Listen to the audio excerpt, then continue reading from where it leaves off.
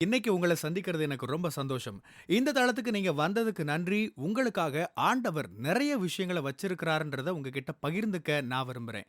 இன்னைக்கு உங்க கூட நான் பேச வேண்டிய விஷயத்துக்குள்ள போறதுக்கு முன்னாடி, சில விஷயங்கள சொல்லிக்க விரும்புறேன். நீங்க ஜான் கிஃப்டா அப்படின்ற என்னோட Instagram, Facebook, YouTube மூலமா என்ன ஃபாலோ பண்ணி என்னோட பதிவுகள நீங்க பெறலாம். தினமும் என்னோட பாட்காஸ்ட் நீங்க கேட்கலாம். ஆண்டவரோட கிருபையில அதெல்லாம் நல்ல கிரியை செய்து வர்றத நான் பார்க்கிறேன். நீங்களும் அத தினமும் கேளுங்க. நிச்சயமா அது உங்களுக்கு ஒரு பெரிய ஆசீர்வாதமா இருக்கும்னு என்னால சொல்ல முடியும். ஜான் கிஃப்டா அப்படின்ற என்னோட யூடியூப் சேனல தினமும் பார்க்க மறக்காதீங்க. Fuel for the soul with John கிஃப்டா அப்படின்ற இங்கிலீஷ் பாட்காஸ்ட்டையும் நீங்க தினமும் கேட்கலாம். www.johngifta.com அப்படின்ற என்னோட வெப்சைட்லயும் இது எல்லாமே இருக்கும்.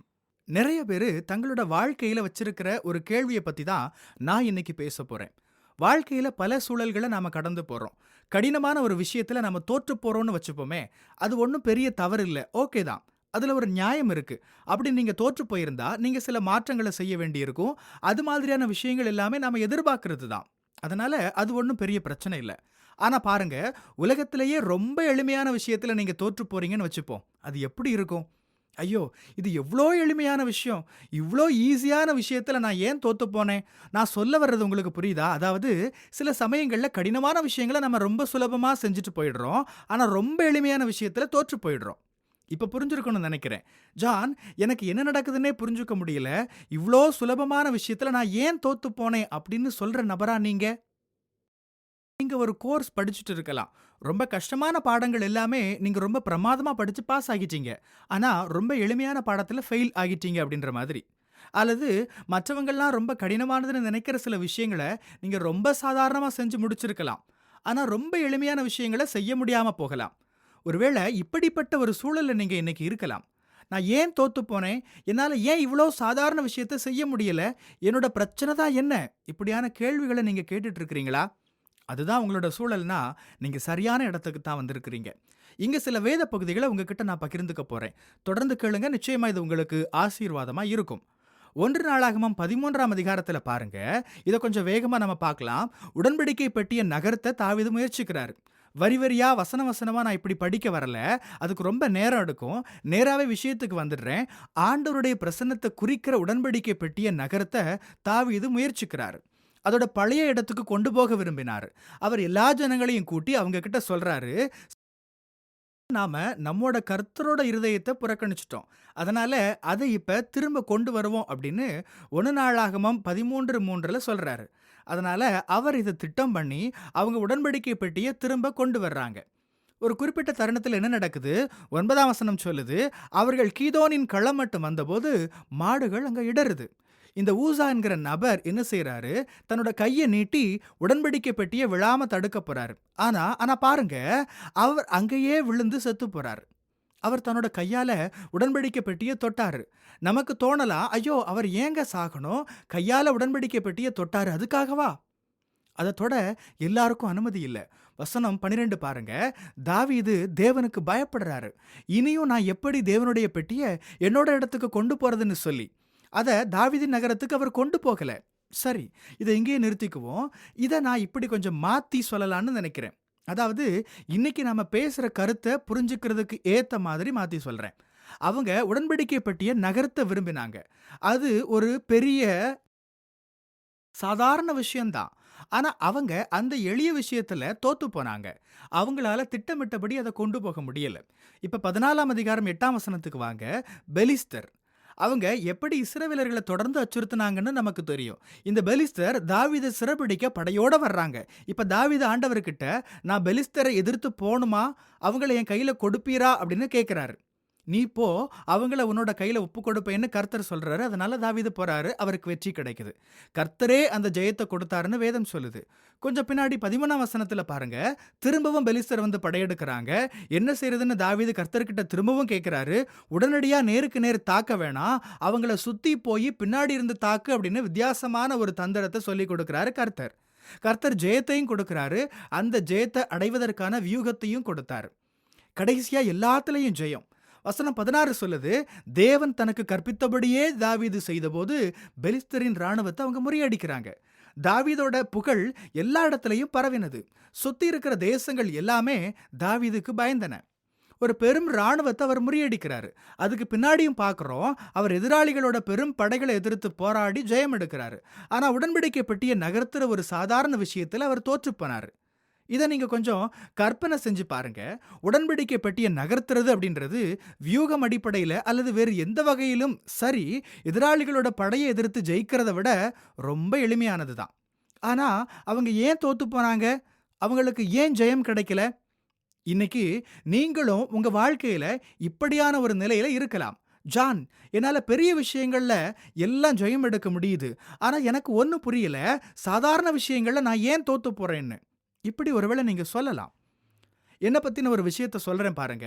என்னால ஒரு பெரிய கூட்டத்துக்கு முன்னாடி, ஆயிரக்கணக்கானவங்க முன்னாடி கூட பேச முடியும். எந்த பயமும் இல்லாம பேசியிருக்கிறேன். என்னோட பாட்காஸ்ட், என்னோட யூடியூப் வீடியோஸ், டிவில, ரேடியோல இப்படி எல்லா இடங்கள்லயும் என்னோட குரல் ஆண்டவரோட கிருபையினால உலகம் முழுக்க ஒலிச்சுக்கிட்டு இருக்கு. இதெல்லாம் என்னால உறுதியா செய்ய முடியுது. ஆனா எனக்கு ரொம்ப கஷ்டமான ஒரு விஷயம் என்ன தெரியுமா?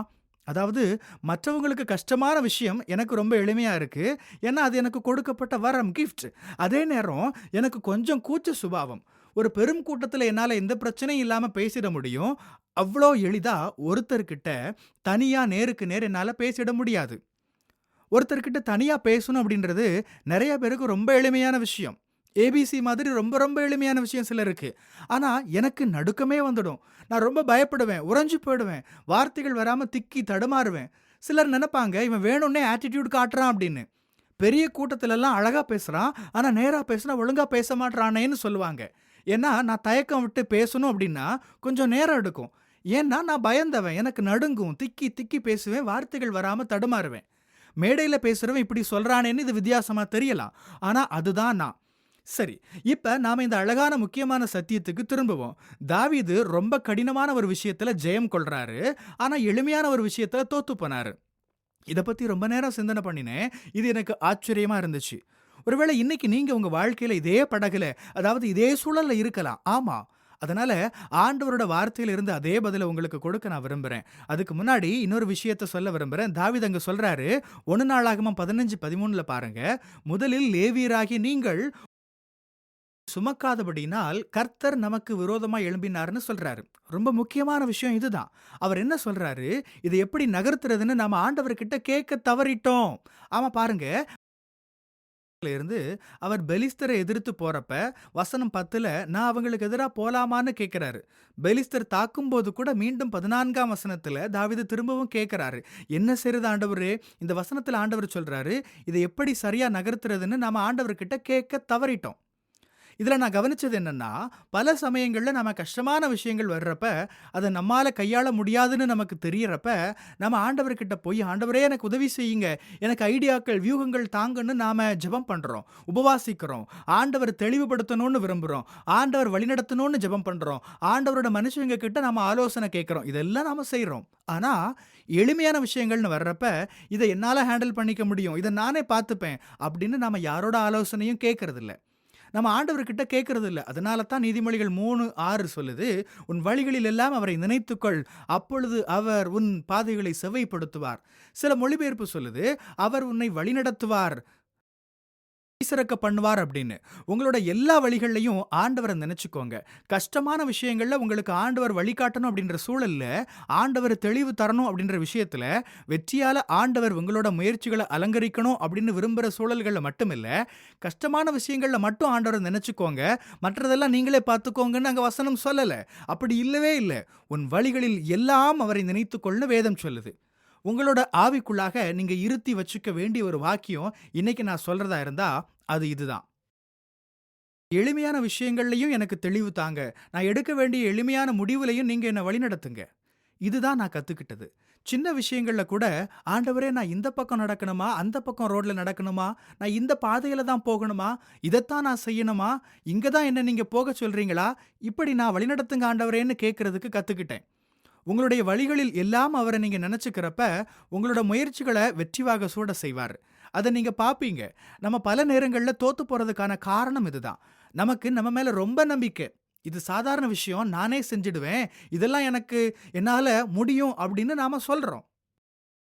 ஆனா எளிய சூழல்கள்ல கூட நீங்க ஆண்டவர நினைச்சுக்கொண்டா, ஆண்டவர் எப்படி விஷயங்கள அழகா கொண்டு வர்றாருன்றத நீங்க பார்க்கலாம். நான் இத பலமுறை உங்ககிட்ட சொல்லியிருக்கிறேன். இருந்தாலும் நான் திரும்பவும் சொல்றேன். நான் ஆண்டவர்கிட்ட கேட்பேன், "ஆண்டவரே, நான் இந்த ரோடு வழியா போகட்டுமா? அப்படி போகட்டுமான்னு?" ஆண்டவர் வித்தியாசமான திசையில என்ன வழிநடத்துவாரு. நான் அப்படி போவேன். அப்படி போறப்ப, யாரோ ஒருத்தருக்கு நான் ஊழியம் செய்ய வாய்ப்பு கிடைக்கும். சரியான நேரத்துல, சரியான இடத்துக்கு ஆண்டவர் என்ன நடத்திட்டு போவாரு. நீங்க ரொம்ப சாதாரண விஷயங்கள்ல கூட அவர்கிட்ட கேட்டு அதன்படி நடந்துக்கிட்டா, இதெல்லாம் உங்களுக்கும் நடக்கும். சில சமயங்கள்ல இப்படியான எளிய விஷயங்கள்ல அவர் என்ன நடத்தட்டும்னு நான் அனுமதிச்சிட்டா, மிக பெரும் அற்புதங்களே நடந்துடும். உதாரணத்துக்கு சொல்லணும்னா, நான் இத பலமுறை சொல்லியிருக்கிறேன்.